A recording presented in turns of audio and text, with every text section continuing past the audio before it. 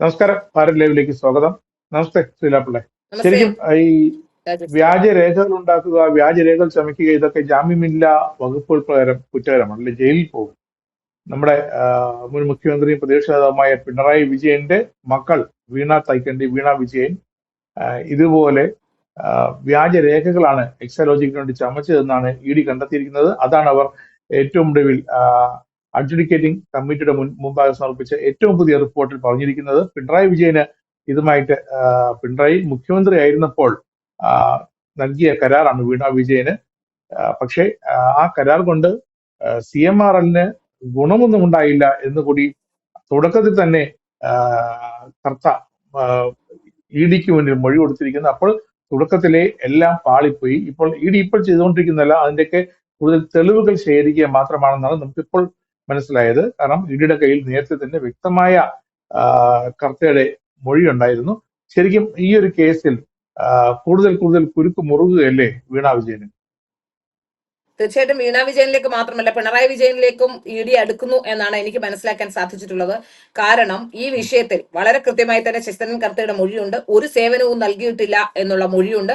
ഒരു സേവനവും നൽകിയിട്ടില്ല എന്നുള്ളത് ആദ്യം മുതൽ തന്നെ ശശിധരൻ കർത്ത ഉറപ്പിച്ചു പറയുന്നുണ്ട്. ഒരു സേവനവും നൽകിയിട്ടില്ലെങ്കിൽ പിന്നെ എന്തിനാണ് ഈ പണം നൽകിയതെന്ന ചോദ്യം സ്വാഭാവികമായി ഉണ്ടാകും. ആ ചോദ്യത്തിന് ഉത്തരമാണ് പിണറായി വിജയനുമായുള്ള വ്യക്തിബന്ധം കൊണ്ട് നൽകിയതാണ് എന്നുള്ളത്. പിണറായി വിജയനോടുള്ള വ്യക്തിബന്ധം കൊണ്ട് ആരെങ്കിലും പണം നൽകേണ്ട സാഹചര്യമില്ല. പിണറായി വിജയൻ അന്ന് സംസ്ഥാനത്തിന്റെ മുഖ്യമന്ത്രിയാണ്. അദ്ദേഹം ഏതെങ്കിലും തരത്തിൽ എന്തെങ്കിലും സഹായവും സേവനവും ചെയ്തു കൊടുത്തിട്ടുള്ളതിന്റെ ഇടനില കമ്മീഷനായാണ് വീണയുടെ അക്കൗണ്ടിലേക്ക് പണം വന്നതെന്ന കാര്യത്തിൽ യാതൊരു സംശയവുമില്ല.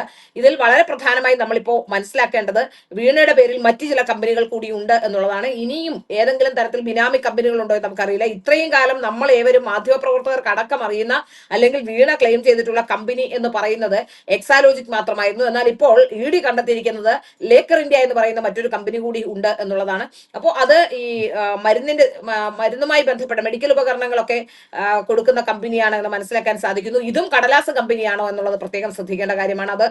അത് അന്വേഷണത്തിന്റെ പരിധിയിൽ വരേണ്ടതാണ്. ഇപ്പൊ തന്നെ നമുക്ക് മനസ്സിലാക്കാൻ സാധിക്കുന്ന 2 അക്കൗണ്ടുകളിൽ നിന്നായി ലക്ഷക്കണക്കിന് രൂപ കണ്ടുകെട്ടിയിരിക്കുന്നു എന്നുള്ളത് തന്നെയാണ്.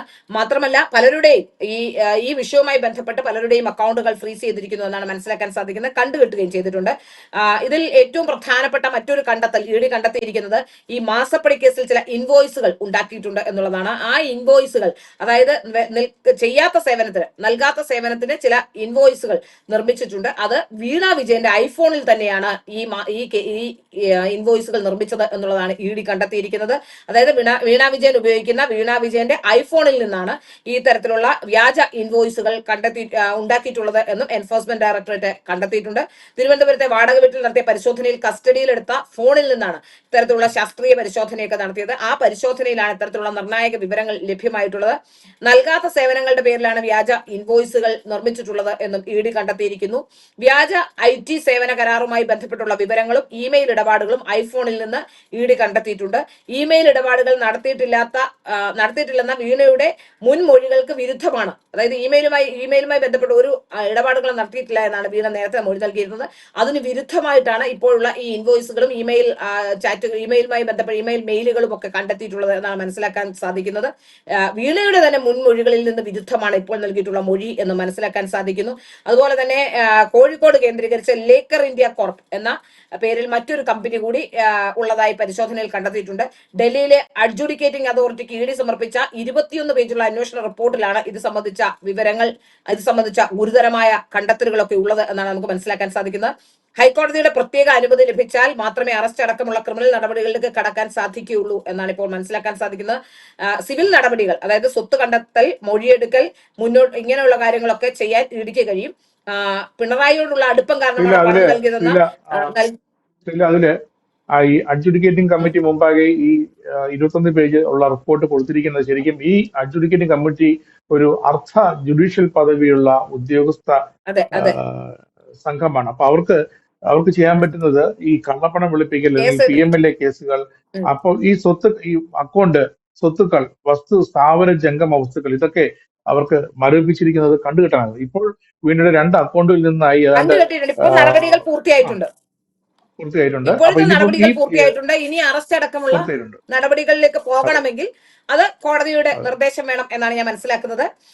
വീണയുടെ പേരിലുള്ള കമ്പനികൾ, അതായത് ഒന്നിൽ നിന്ന് 16.5 ലക്ഷം രൂപയും മറ്റൊരു കമ്പനിയായ ലേക്കർ ഇന്ത്യ, അതായത് എക്സാലോജിക്കിന്റെ അക്കൗണ്ടിൽ നിന്ന് 16.5 ലക്ഷം രൂപയും ലേക്കർ ഇന്ത്യയിൽ നിന്ന് 15.5 ലക്ഷം രൂപയും ഇപ്പോൾ മരവിപ്പിച്ചു കഴിഞ്ഞിരിക്കുന്നത്. അതായത് 30 ലക്ഷം രൂപയിൽ കൂടുതൽ, 30, 31, അതെ 32 ലക്ഷം രൂപയ്ക്ക് അടുത്ത് ഇപ്പോ വീണ വിജയന്റെ അക്കൗണ്ടിൽ നിന്ന് മരവിപ്പിച്ചിരിക്കുന്നു എന്നാണ് മനസ്സിലാക്കുന്നത്.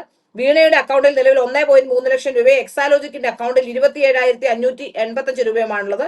ശശിധരൻ കർത്തയുടെയും കുടുംബാംഗങ്ങളുടെയും ഒക്കെ 26 കോടി രൂപ, അവരുടെ മൊത്തത്തിലുള്ള അവരുടെ എല്ലാം കൂടി 26 കോടി രൂപയും ഇതിന്റെ ഭാഗമായി മരവിപ്പിച്ചിട്ടുണ്ട്.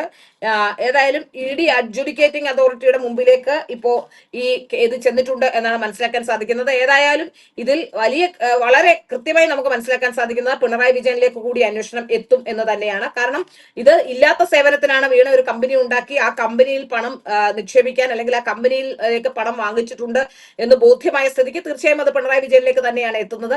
അതുകൊണ്ട് തന്നെയാണ് പിണറായി വിജയനിലേക്ക് എത്താതിരിക്കാനാണ് ED ആക്രമിക്കുന്ന അടക്കമുള്ള രാഷ്ട്രീയ നീക്കങ്ങളിലേക്ക്, അത്തരത്തിലുള്ള ചില നീക്കങ്ങൾ, പിണറായി വിജയനെ പല രീതിയിൽ വേട്ടയാടുക എന്ന തരത്തിലുള്ള നീക്കങ്ങളൊക്കെ CPM നടത്തിക്കൊണ്ടിരുന്നതെന്ന് നമുക്ക് മനസ്സിലാക്കാൻ സാധിക്കുന്നു. ഇത് പിണറായി വിജയനിലേക്ക് നീളുമെന്ന് CPM-ന് വ്യക്തമായി അറിയുന്നത് കൊണ്ട് തന്നെയാണ് പിണറായി വിജയനെ പ്രതിരോധിക്കുക എന്ന തന്ത്രത്തിന്റെ ഭാഗമായിരുന്നു കൂടി വേണം വീണ വിജയന് പ്രതിരോധം സൃഷ്ടിക്കാനുള്ള നീക്കം നടത്തിയത്. കാരണം കോടിയേരിയുടെ മകന് കിട്ടാത്ത പല ആനുകൂല്യങ്ങളും വീണയ്ക്കും പിണറായി വിജയന് ലഭ്യമായിട്ടുണ്ട് എന്ന് നമുക്ക് മനസ്സിലാക്കാൻ സാധിക്കുന്നുണ്ട്. ഇതൊക്കെ കൂടെ തന്നെയാണ് ഇങ്ങനെയുള്ള നീക്കങ്ങളിലേക്ക് CPM പോയത് എന്നാണ് നമുക്ക് മനസ്സിലാകുന്നത്. ഏതായാലും വീണ വിജയനിലേക്ക് കേസ് എത്തി നിൽക്കുമ്പോഴും അതിനും അപ്പുറത്തേക്ക് പിണറായി വിജയനിലേക്ക് കേസ് എത്തുന്നു എന്ന് തന്നെയാണ് മനസ്സിലാക്കാൻ സാധിക്കുന്നത്. നമ്മുടെ സഖാവ് അന്തരിച്ച കോടിയേരി ബാലകൃഷ്ണന്റെ മകനും ഇതേപോലെ തന്നെയായിരുന്നു. അദ്ദേഹത്തിന് പാർട്ടി മെമ്പർഷിപ്പ് 4 വർഷമാണ് അന്ന് ED കേസിലകത്തായപ്പോൾ സസ്പെൻഡ് ചെയ്തതാണ്, പാർട്ടിയിൽ നിന്നും പുറത്താക്കിയതാണ്. പിന്നീട് മെമ്പർഷിപ്പിന് അപേക്ഷിച്ച് 4 വർഷമായിട്ടും കൊടുത്തിരുന്നില്ല.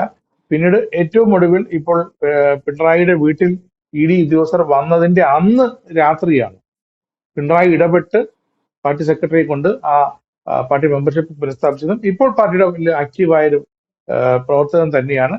പക്ഷേ ഇതിനു മുമ്പ് അദ്ദേഹത്തിന്റെ കോടിയേരി ബാലകൃഷ്ണന്റെ ഭാര്യയും അടക്കം ഈ തിരഞ്ഞെടുപ്പിൽ CPM-നെ കണ്ണൂരിലുണ്ടായ ആ പരാജയത്തിൽ അതിൽ CK ഗോവിന്ദൻ ജയിച്ചപ്പോഴൊക്കെ CK ഗോവിന്ദൻ അവിടെ വീട്ടിൽ ചെന്നിരുന്നു. അങ്ങനെ ഒരു വിമത സ്വഭാവത്തിലേക്ക് ആ കുടുംബം മാറുന്നൊരവസ്ഥയുണ്ടായി.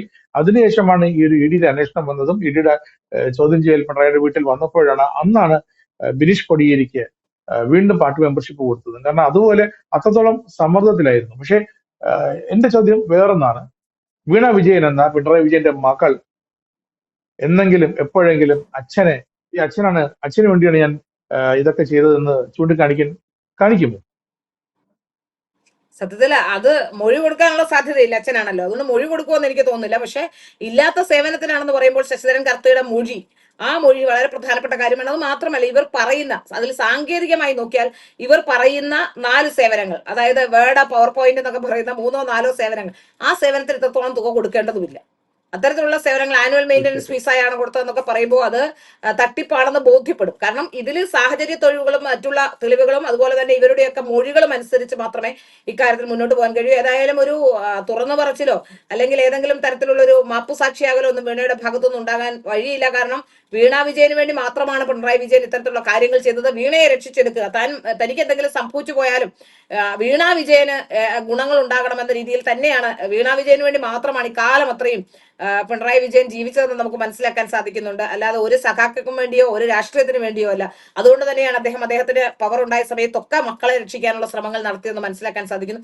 ഏതായാലും ഈ വിഷയത്തിൽ പിണറായി വിജയൻ പ്രതിരോധത്തിൽ തന്നെയാണ് എന്നാണ് മനസ്സിലാക്കാൻ സാധിക്കുന്നത്. ഈ കേസിൽ പിണറായി വിജയൻ പ്രതിരോധത്തിന്റെ മുൾമുനയിൽ തന്നെയാണ്. ശരിക്കും ED-യുടെ അടുത്ത നീക്കം അറസ്റ്റ് തന്നെയാണോ? അതിന് ഹൈക്കോടതിയുടെ പ്രത്യേക അനുമതി വേണ്ടി വരുമായിരിക്കും അല്ലെ? വീണയെ അറസ്റ്റ് ചെയ്തിട്ട് കാര്യമുണ്ടോ? കാരണം തെളിവെല്ലാം കിട്ടിയിട്ടുണ്ട് അല്ലെ? വീണയുടെ കയ്യിൽ നിന്നും തെളിവെല്ലാം കിട്ടിയിട്ടുണ്ട്. അറസ്റ്റ് ചെയ്യണമെങ്കിൽ വീണയും ശശിധരൻ കർത്തയും കുടുംബം എല്ലാം അറസ്റ്റിലാവും തീർച്ചയായും അല്ലെ? വലിയ പ്രതിസന്ധിയിലേക്ക് CPM പോകും തീർച്ചയായും. നന്ദി.